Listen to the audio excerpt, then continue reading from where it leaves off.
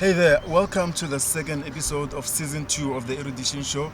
My name is Justice Sambo, your host of the Erudition Show.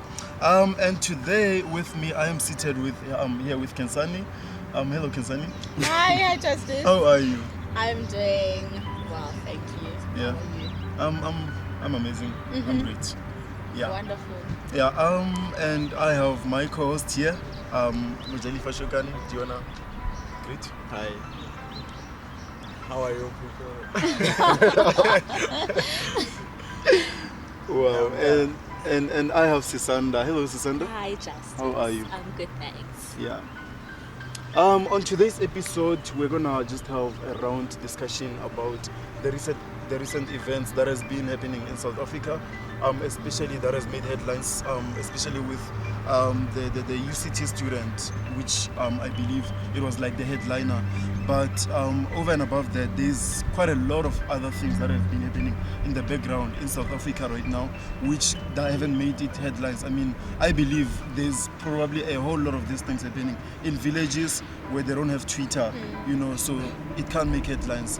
Also, there's been that case that it seems like it has disappeared. The Omotoso case. Yeah.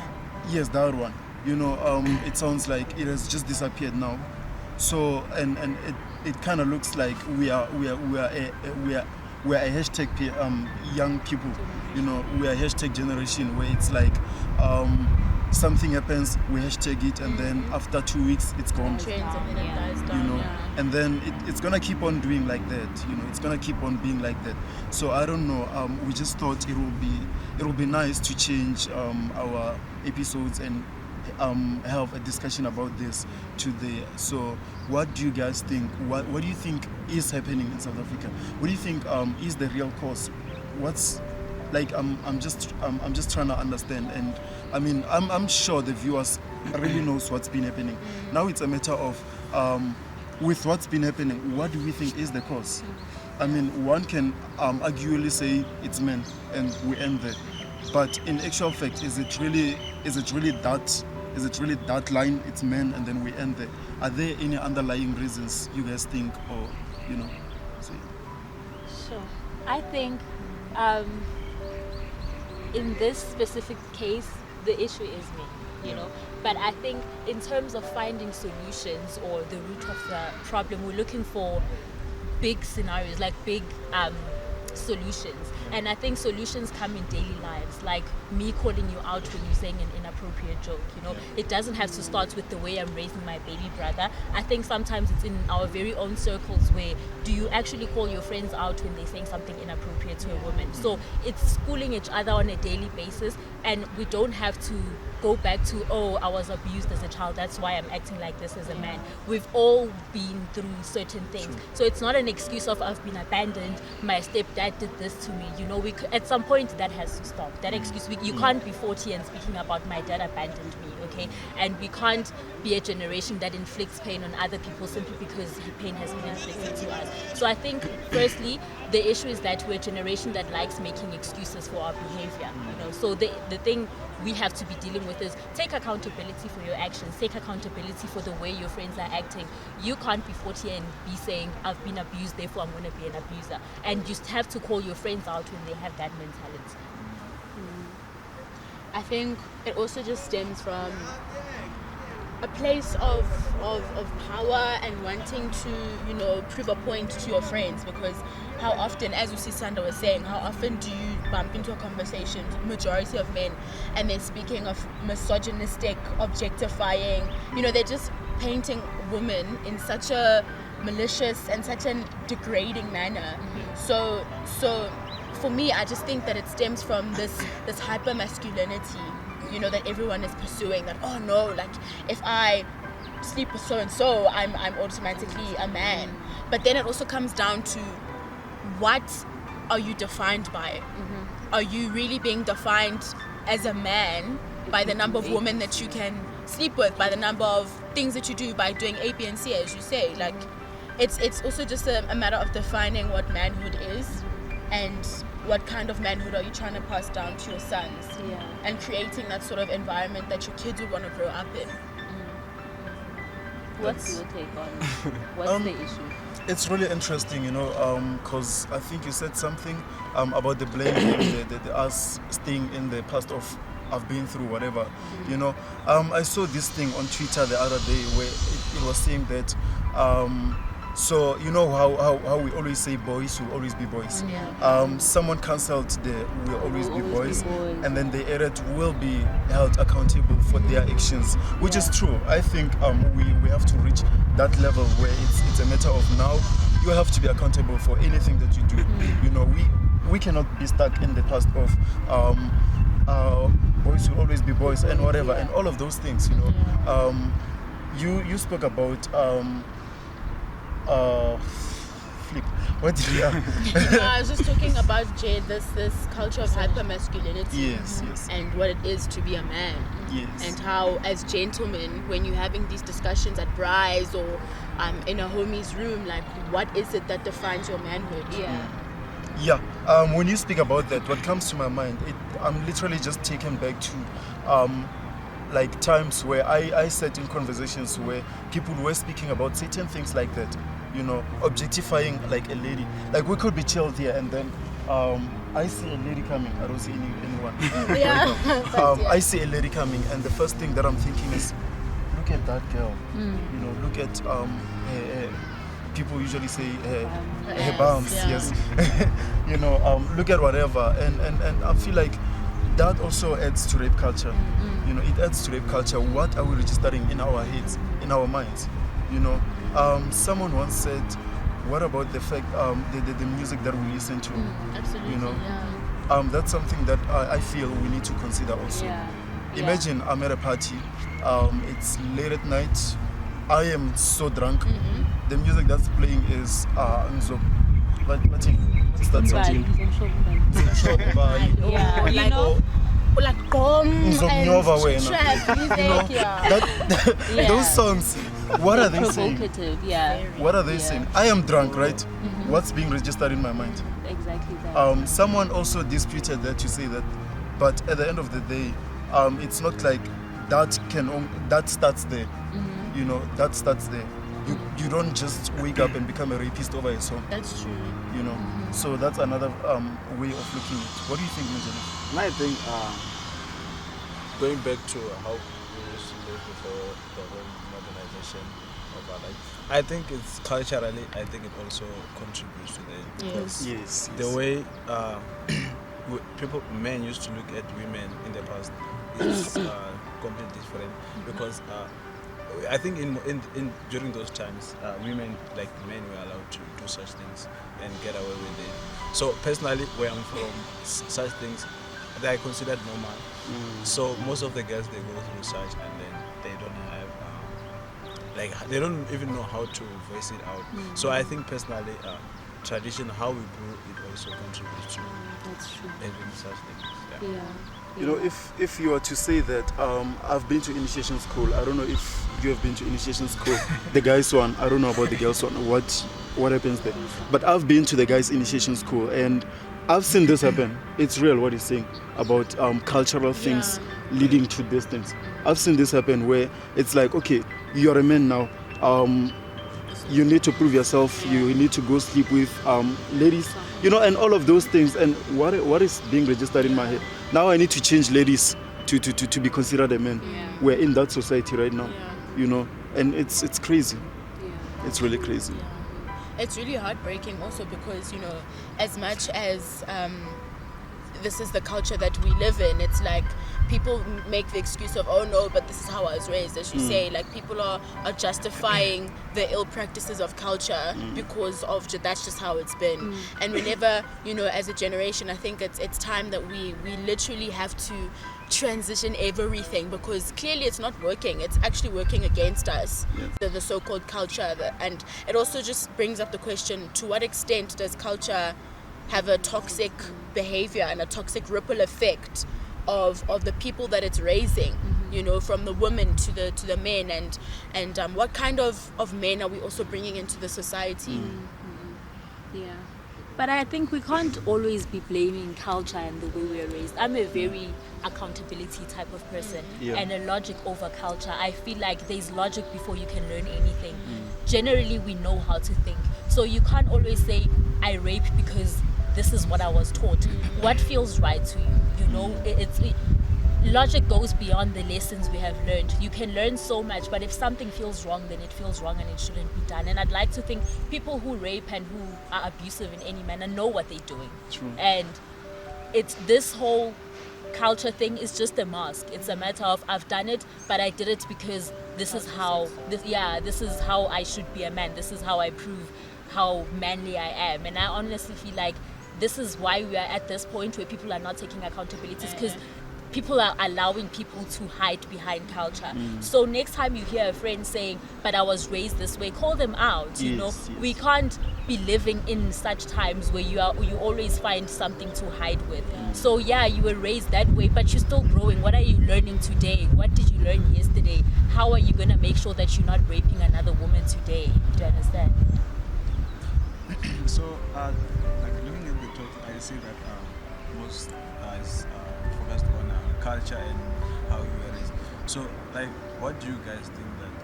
How do you think like young men and girls should be raised? Like, what do you guys think should be done? What should we talk to this?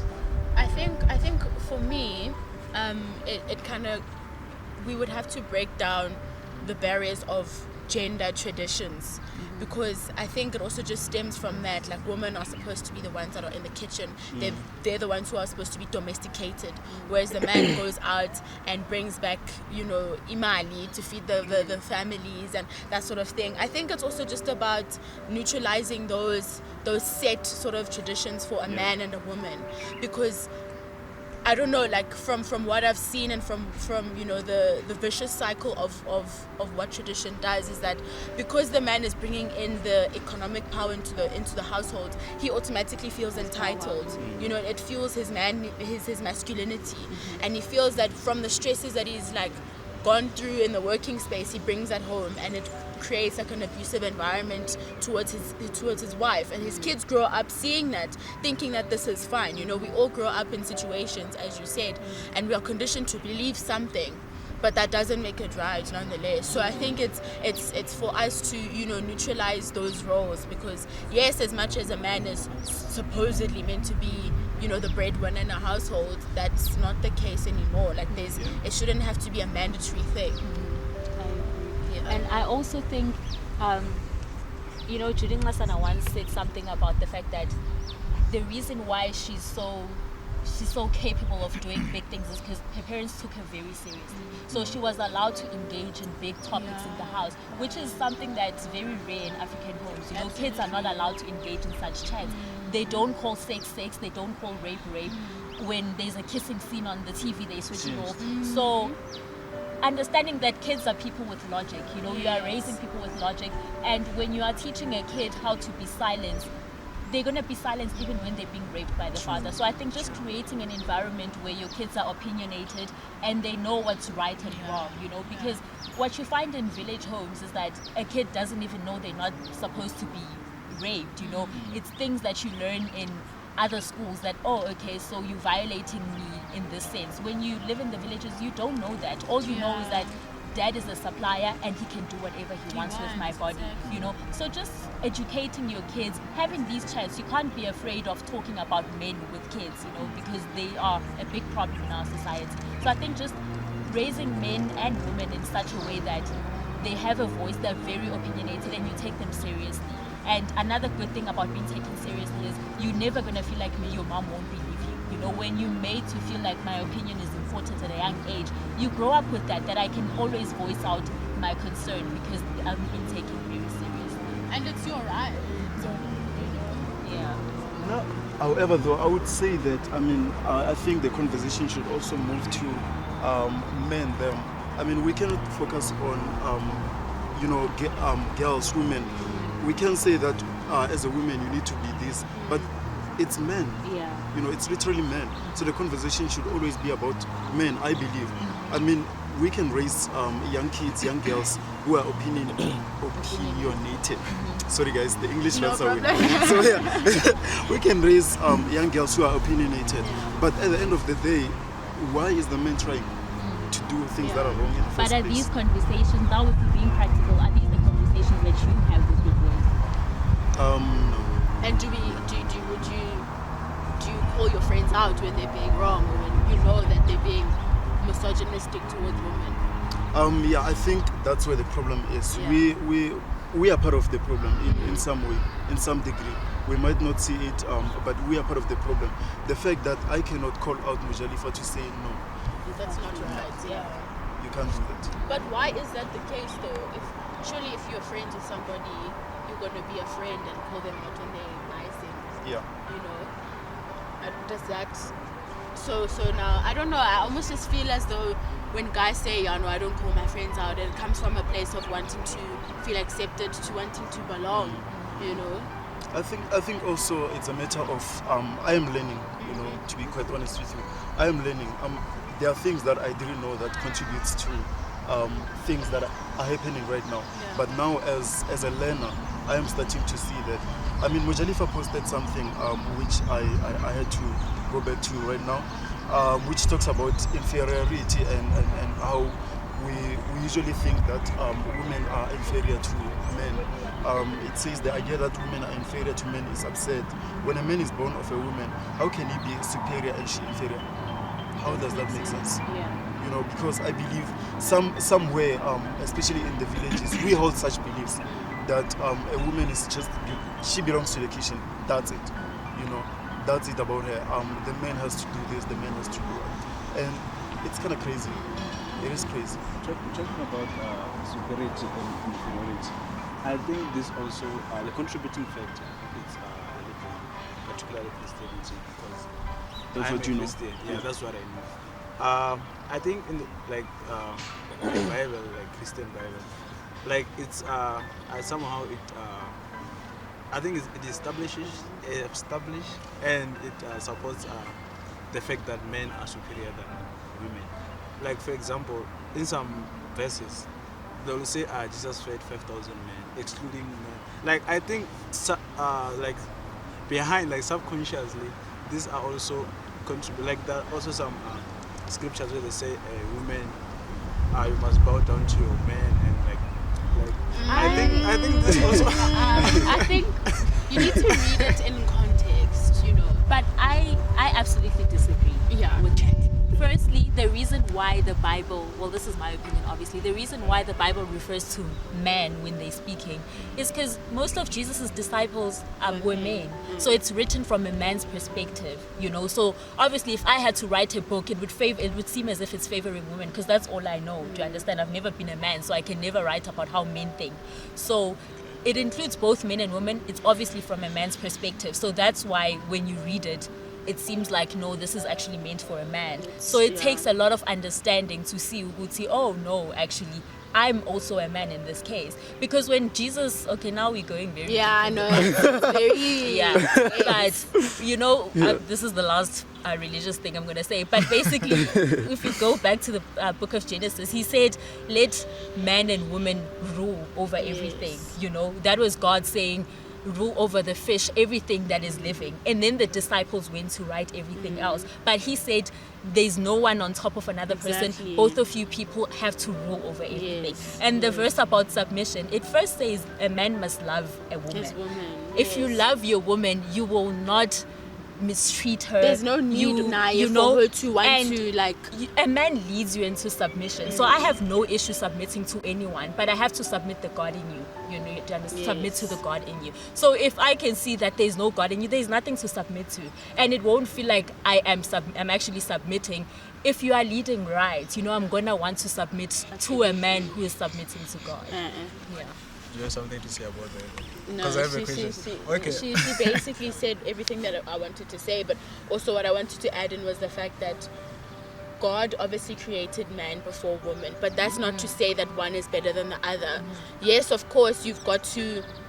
There are different ways in which we serve and rule over this land, but that's not to say that one has to oppress the other. There's nothing in the Bible that says you need to oppress one another. As much as you submit to Christ as a man, submit to your wife. You know, it's a mutual thing. Like, obviously, there comes a point, you know, where the man is supposed to be like leading and doing this and this and this, but obviously you do that with the counsel from your wife. Yeah. And there is a phrase, there's a phrase that goes behind every successful man is a very strong woman. It's in the Bible.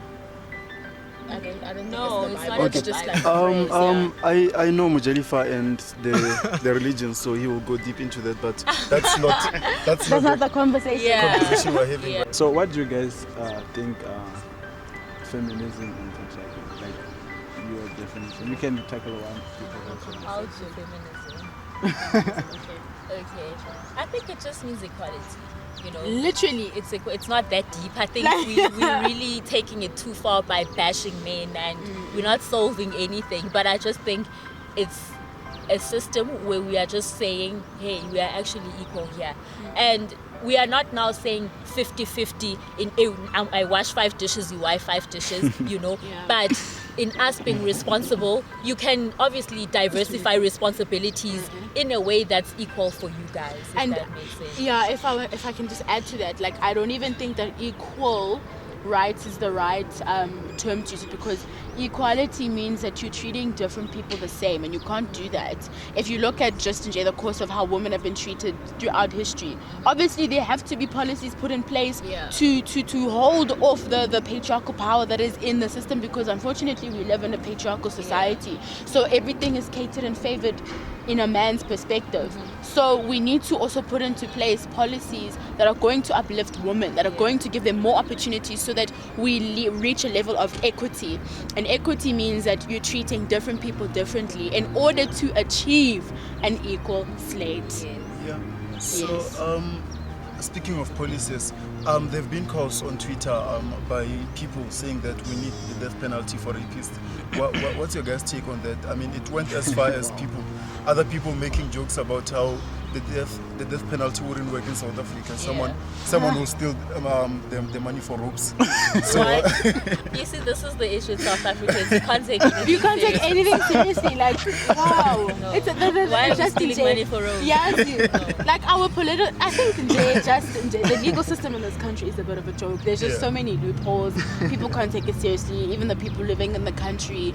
I think I understand Uguti, like the country is in a bit of a shoo-shoo, because having the death penalty is violating the person's right to life. So, and South Africa being part of the UN, that is a bit of a contradictory sort of situation. But if we did have the death penalty in place, there would be less crime.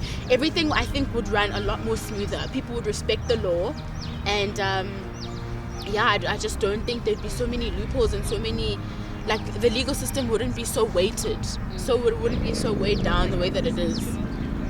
so you think if in a perfect South Africa, we should have the death penalty? I think so. What do you think? So I'm on both ends of the spectrum. I think it just, this topic requires so much like knowledge, you know. I don't think you can just speak, because someone was saying that I should read up on the States versus Makwanyane case or something to understand why death penalty would not work. And I didn't, but from what people on Twitter were saying, it was just a matter of firstly, what happens if you're killing the wrong person? Then they did, you know. If the woman comes later on and she's like, no, he actually didn't rape me, because we do have such cases. So it's a very risky system to have. And I am not for it in any way. I don't think killing a person is solving the problem, because you're not getting to the root of the problem. You are just eliminating the dirty leaves. But the root is still there. You're still going to have people who rape. And some people just don't value life. You've met people who go around killing people, and you can see that this person, you can kill them and they'd be okay with it, you know. So are we really solving the issue by killing people? You're just leaving other people hurt. People who are close to them are hurt. And what do hurt people do? They hurt other people. So it's a system of us keeping on hurting each other. So I feel like maybe prisons could perhaps have like psychologists maybe to understand why these people are acting a certain way and help them while they are still inside, because at some point these people come out and they're still the same people. But I also don't believe in killing people. I just think let us have assistance and understand why people are acting this way and help them. What's your take? I think I would go more with what you're saying. I don't really believe in killing people also. I mean, it's like you said, it's not really solving the problem. It's just creating more hate.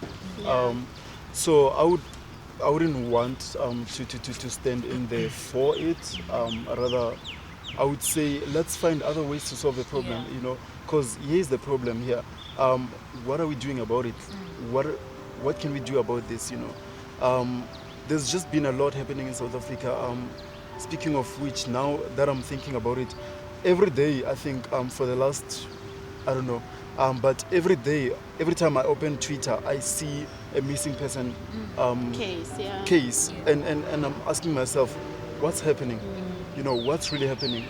Have we reached a point where it's like it's an outbreak, or what's really happening? Is it the case that this thing started? It only started now, or is it the case that we didn't have Twitter then to obviously make headlines? These things has been going on for a while now, you know. So it's a bit interesting. What's your take, Okay. No, I wanted to read out something. But okay, thank you for putting me on the spot. I don't think death penalty is ideal. I don't support it in any way. Like, what kind of society are we building? Like our kids will see, like, will witness that, and then they grow up with this. Theoretically, it can work, but I don't think it can be effective. Like, I like what she said about killing the wrong person. Fair enough. Yeah, so I don't think that a death penalty will be effective. And I think there are also a lot of factors to consider with regards to that. So I don't think I'll go to kill someone. Someone's life, I think, is valuable, whether you are wherever, whatever. I think a life is valuable. Precious, So where to from here? I mean, we have had a conversation, and I believe there's a lot of people who are having such conversations. But the question is, where to from here? Are we gonna go back to Twitter and cry, and wait for the next person to go missing and then cry again? You know. Honestly, like, I think, as Sandra did mention, like, it really is about time that people just be bold enough to call out their loved ones. I think it's the hardest thing, really, to just have these conversations where you even to your fathers, to your uncles, you know, to literally sit them down and say, no, malume, the way that you're saying that, the way you're speaking to, you know, to me or to Ma or whoever, it's not okay. And I know it's so much easier said than done, because you can't change an old dog.